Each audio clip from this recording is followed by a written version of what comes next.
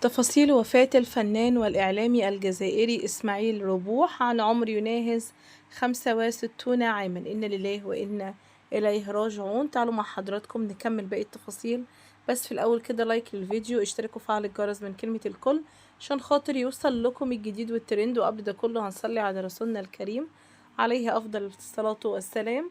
توفي الفنان إسماعيل ربوح اليوم السبت عن عمر يناهز 65 عاما بعد صراع طويل مع المرض، وكان الفقيد من المحبين والمهتمين للمجال الثقافي، حيث نشط إلى جانب الفنان سمير تومي في برنامج موزاييك الذي بث في رمضان 2024 على قناة الحياة.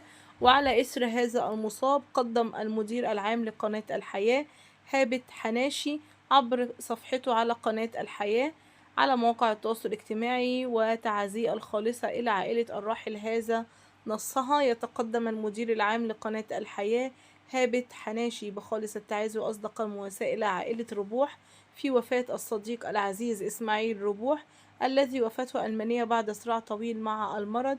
نسأل الله أن يتغمده بواسع رحمته ويسكنه فسيح جناته، وأن يلهم أهله وذويه الصبر والسلوان. وإنا لله وإنا إليه راجعون. وسيتم تشييع الجنازة بعد صلاة الظهر بعين النعجة.